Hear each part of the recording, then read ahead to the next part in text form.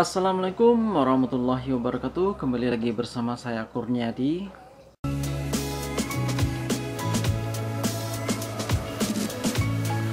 Oke teman-teman, jangan lupa klik tombol like, comment, share, and subscribe ya teman-teman. Dan jangan lupa untuk stay di channel kita. Oke, langsung saja kita ke videonya.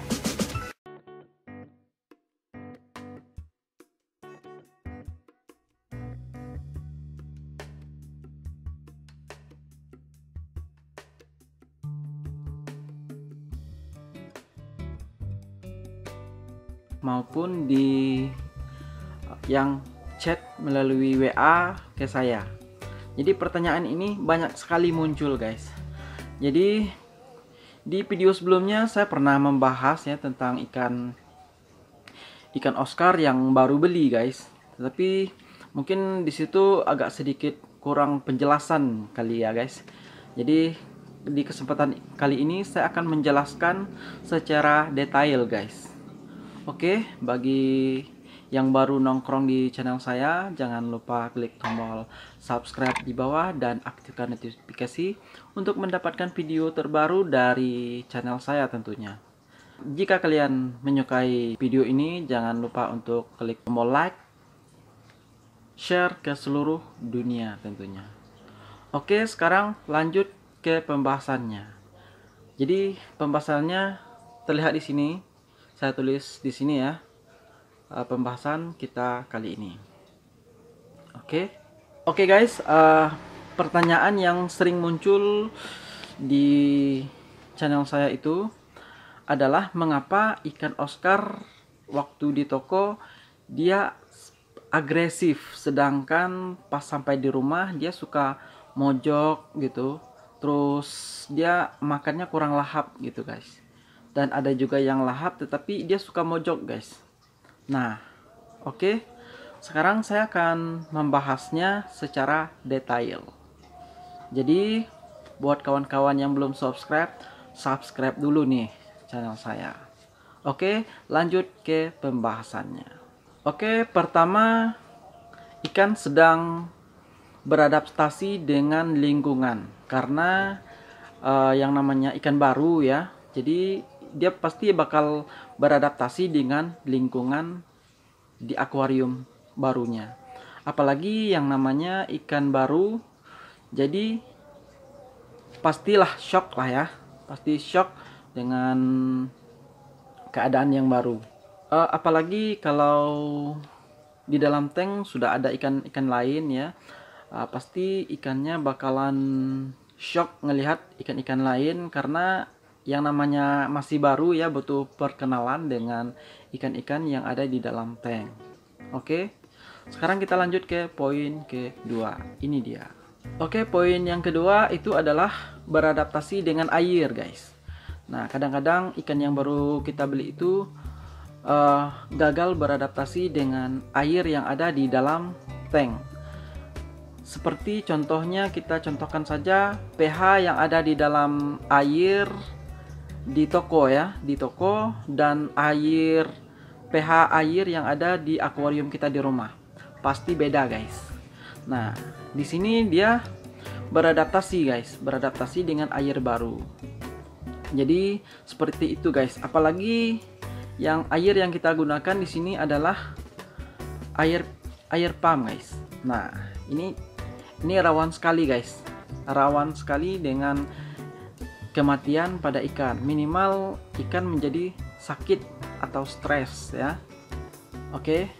Nah, yang kedua itu ada air hujan guys. Nah, kalian bisa menggunakan air hujan, tetapi di box filternya kalian harus menggunakan yang namanya karang jahe guys. Karena fungsi karang jahe itu adalah selain untuk menjernihkan air, juga untuk menstabilkan pH di dalam air guys. Yang ketiga ada yang namanya air sumur guys. Nah, ketika kalian menggunakan air sumur itu kebanyakan ikan bisa selamat ya guys ya. Apalagi ketika kalian memasukkan air sumur dan memberikan obat biru, itu saya jamin ikannya bakalan selamat guys. Itu Jarang sekali yang komen bahwasanya dia menggunakan air sumur tetapi ikannya mati. Tetapi yang paling banyak yang komen ikannya mati gara-gara air PDAM, guys.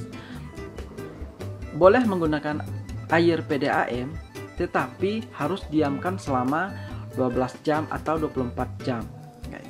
Nah, jadi mengapa harus diamkan terlebih dahulu? Karena di dalam air PDAM itu sudah dicampur zat kaporit. Nah, kalau zat kaporit itu bisa membunuh ikan. Oke, lanjut. Di sini ada air sungai, guys. Nah, air sungai itu bisa kita gunakan langsung pada ikan. Jadi ketika kita mau mengganti air akuarium dengan menggunakan air sungai, tidak perlu menggunakan yang namanya obat biru ataupun garam ikan. Ini sudah barang pasti ikannya bakal sehat, guys. Karena kalau air sungai itu kan sudah netral ya, sudah dinetralkan. Karena mengapa? Ada batunya, ada pasirnya, sudah netral langsung ya dari alam. Oke guys, sekarang kita membahas yang ketiga. Kebanyakan ikan kita mati itu gara-gara shock, guys. Mengapa shock? Saat kita membawa ikan dari toko ke rumah, itu pasti ada yang namanya goncangan yang membuat ikan itu menjadi stres, guys. Jadi ini biasanya tidak terlalu parah. Untuk mengatasi hal tersebut, ketika kita sudah memasukkan di dalam akuarium, jangan lupa untuk masukkan obat biru sama garam ikan. Ini biasanya ngejos, guys. Pokoknya ikannya bisa selamat. Biasanya seperti itu, guys. Karena pengalaman saya seperti itu. Oke, lanjut. Oke guys, yang keempat, ada yang beranggapan ketika kita membeli ikan baru, ikan Oscar ya. Jadi ikan kita tuh suka mojok dan kurang nafsu makan. Ada yang beranggapan bahwasannya masukkan dengan ikan lain. Nah, ini adalah mitos, guys. Kadang-kadang ada ikan yang bisa digabungkan ya. Maksud saya itu dia tidak harus digabungkan dengan ikan lain. Meskipun dia sendiri, guys, tetapi ikannya tetap sehat, guys. Nggak harus ada ikan lain untuk menemani, tetapi ikannya tetap sehat. Itu pengalaman saya, guys. Jadi pertama kemarin saya beli ikan. Jadi pertama kan beli ikan satu ya, guys. Nah, setelah saya beberapa hari, ikannya nggak mojok, guys. Meskipun nggak ada temannya, nggak ada ini ya, ikannya tetap sehat, guys. Jadi yang beranggapan harus masukkan temannya itu sebenarnya ada betulnya, tetapi nggak harus seperti itu, guys. Nah, jadi sampai di sini dulu penjelasan saya. Kira-kira masih ada yang kurangkah dengan kalian alami? Silahkan tulis di kolom komentar.